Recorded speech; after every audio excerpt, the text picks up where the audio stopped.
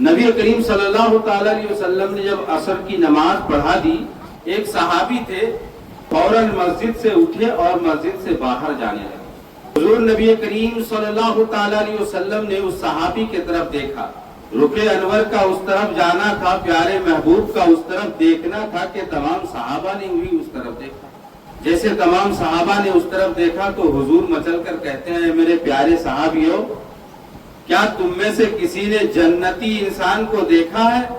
اگر کوئی جنتی دیکھنا چاہتا ہے وہ دیکھو، میرا ایک غلام جنتی جو ہے مسجد کے دروازے پر کھڑا ہے۔ توجہ ہے حضرات، حضور نے کہا اگر کسی کو جنتی دیکھنا ہے تو دیکھو دروازے کے قریب میں میرا جنتی غلام کھڑا ہوا ہے۔ تمام صحابہ نے جب رخ کو پھیرا اس طرف دیکھا تو وہ اور کوئی نہیں بلکہ حضرت ابو سعید خدری رضی اللہ تعالیٰ عنہ موجود ہے۔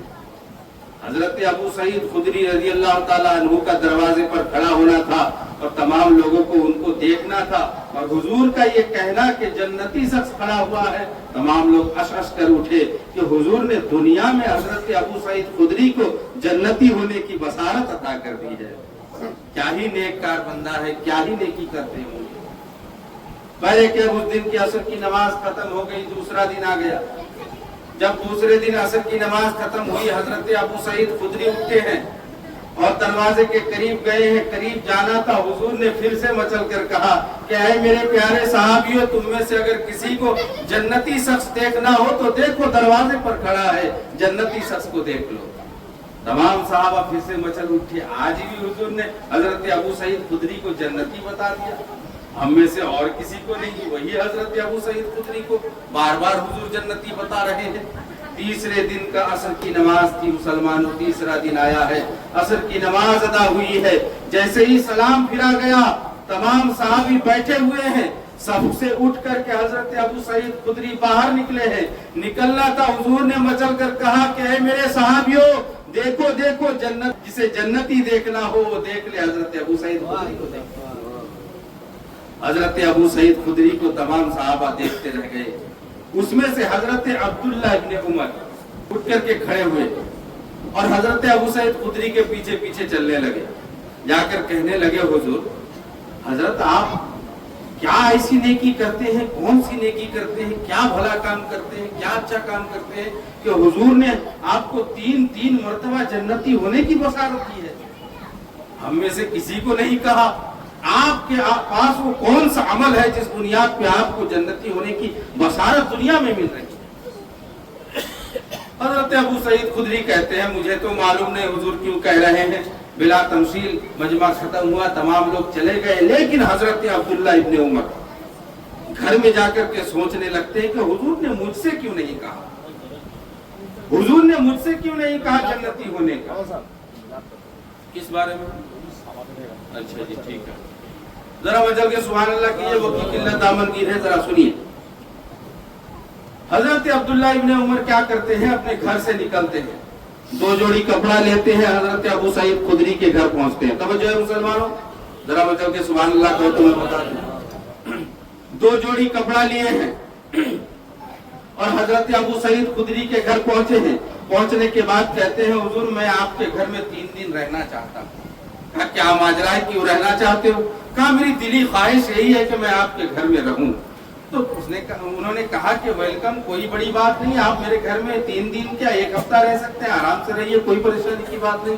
حضرت عبداللہ ابن عمر اس مقصد سے آئے ہیں کہ حضرت ابو سعید خدری کون سی ایسی عبادت کرتے ہیں، کیا اچھا کام کرتے ہیں، کیا بھلا کام کرتے ہیں جس بنیاد پر حضور نے ان کو 3 مرتبہ جنتی ہونے کی بشارت کی ہے۔ تو حضرت عبداللہ ابن عمر ان کے گھر پہنچے، 3 دن تک رہے۔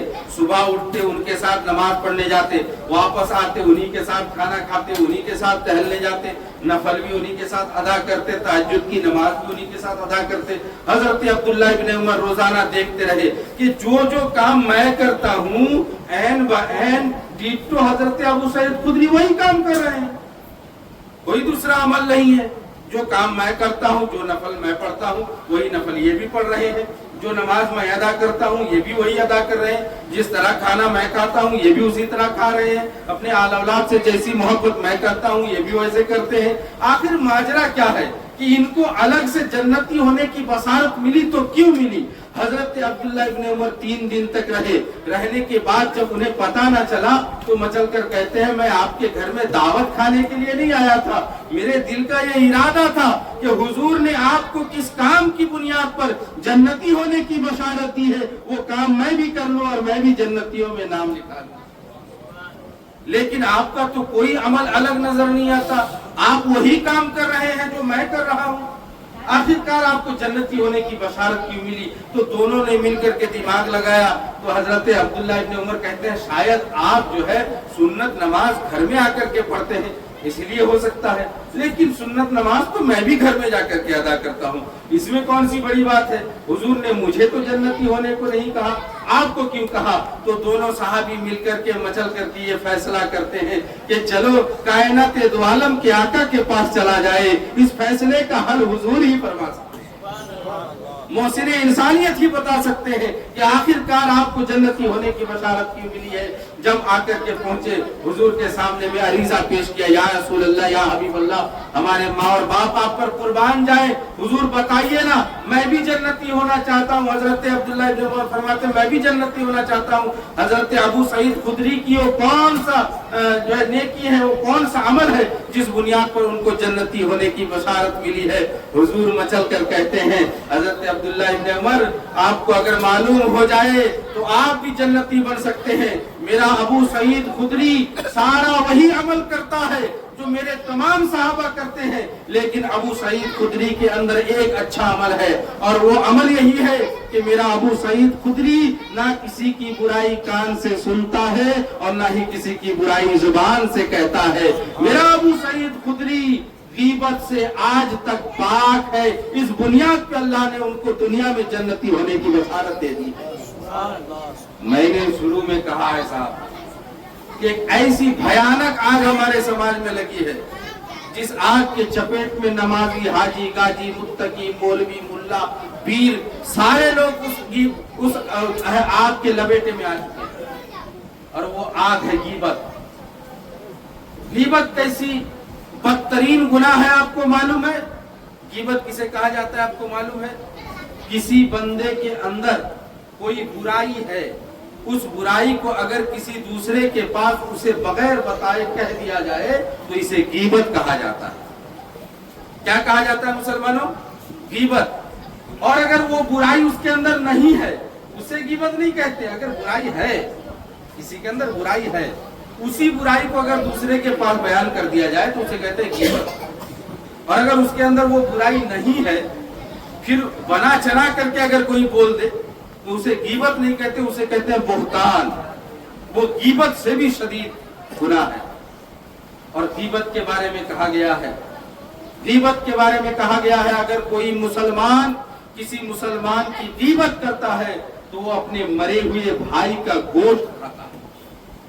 हदीस पाक में आया, हदीस पाक में हुजूर इरशाद फरमाते हैं, अल गीबतु अशद्दु मिन ज़ना, गीबत ज़ना से बढ़कर गुनाह है। ज़ना से बड़ा गुनाह है गीबत। लेकिन साहब, गीबत की बात मैं आज इसलिए छेड़ रहा हूं कि लोग हमारे पीछे नमाज पढ़ते हैं और मेरी ही गीबत कर जाते हैं। मैं कहता हूं साहब, या तो नमाज ना पढ़ो या फिर गीबत ना करो।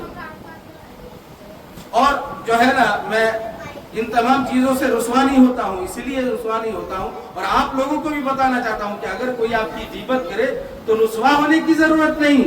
मुहद्दिसीन इकराम फरमाते हैं कि अगर कोई बंदा किसी की गीबत कर देता है तो उस गीबत की बुनियाद पे अल्लाह जिसकी गीबत वो कर रहा है उसके नामाए आमाल के तमाम गुनाहों को, तमाम नेकियों को उठा करके जिसकी गीबत की गई है उसके खाते में डाल देता है। तो फिर किसी की अगर गीबत हो रही है तो उसे नेकी भी मिल रहा। तो साहब, ये गीबत के लांछन में आज समाज इस तरह चपेटे में आ चुका है कि हर बंदा एक दूसरे की बुराई करने को बेहतरीन चीज समझ रहा है। किसी की बेटी भाग गई, समाज में कहने में बड़ा मजा आ रहा है। किसी की बीवी खराब चरित्र की है, समाज में कहने में बड़ा मजा आ रहा है। नौजवान आपस में बैठ करके लोगों की गीबत कर रहे हैं।